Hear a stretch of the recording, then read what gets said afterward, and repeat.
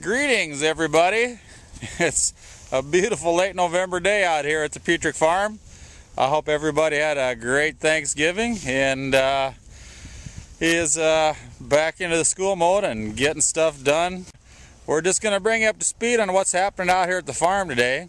And as you can probably tell from the way I'm holding the camera, I've lost my camera person. We started basketball practice, and so I don't have any kids at home that come home after school and hold the camera for me. But just going to show you what we're up to today. I'm out feeding cows. As you can see, we're still running the cows out here on the corn stalks. We've had fantastic weather. It's been really warm, and the cows are still doing terrific out here on the stalks. But we are starting to get cooler here at night, and so in order to get a little bit more energy into the cattle and keep them growing nicely, we're going ahead and we're supplementing them with a little feed.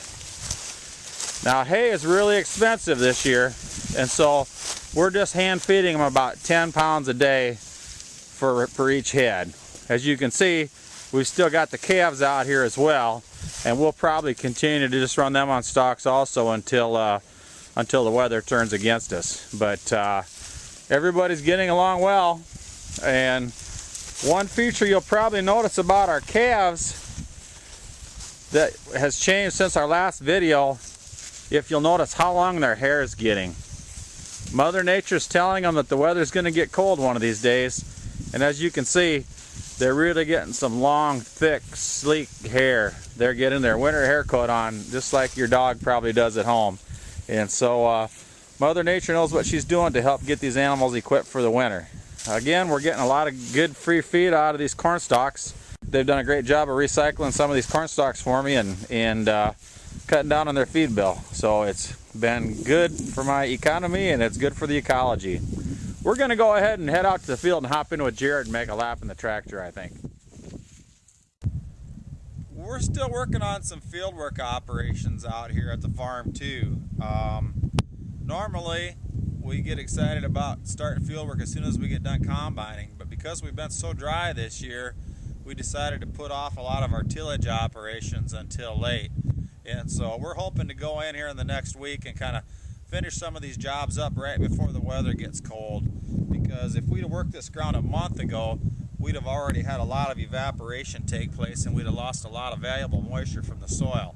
So we're hoping that by doing this later in the season, we're going to preserve some moisture in the soil for next year. We may raise corn in this field again next year, and so we're making a second pass across this field today in order to get the residue kind of sliced up and buried a little bit better, and so we'll have less debris out here from the crop to plant into next year.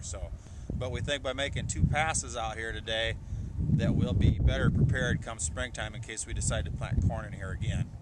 So we're going to hop in the tractor with Jaron here for a minute and show you what it looks like in there.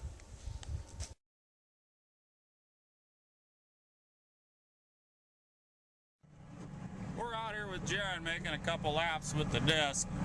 Jaron's working these corn stalks today, and I'm just going to take you for a little ride in the tractor. So I just wanted to show you what the view is like when you get in here. We've got a device here called an auto steer unit that will keep the tractor driving exactly where it needs to go. And this device will help save us a lot of fuel at the end of the day, because we won't be overlapping or missing any spots throughout the field. It costs a little money to have the GPS guidance, but like I say, at the end of the day, it saves a lot of time and a lot of fuel. We worked this field once, but we didn't work it very deep because we didn't want to dry out the ground too much. And so we're going to make another shallow pass across here. And as you can see over here, we're going to get the ground, we're going to slice the trash up just a little bit more and level the ground up so it'll be ready to go next year.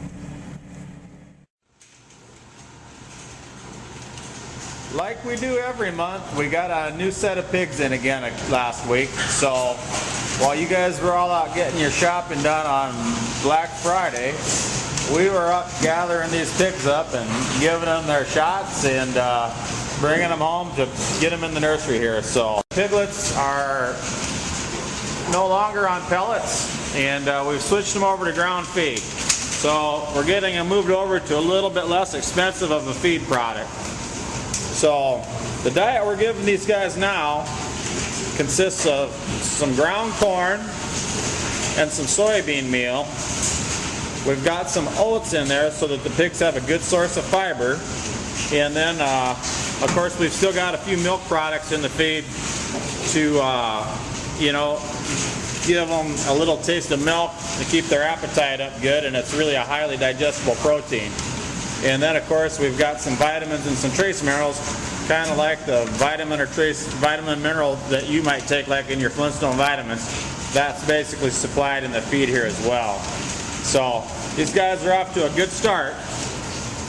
Of course, our feed costs are very expensive this year because of the drought, and so we try to manage the pigs to make sure they're getting exactly the right diet for their size without overfeeding them, because we don't want to give them any excess nutrients that are maybe going to give them a little bit of diarrhea, and it's also going to cost us extra money out of our pocket. So we try really hard to match the pig's diet to the size of the pig. So that's a look at our new babies.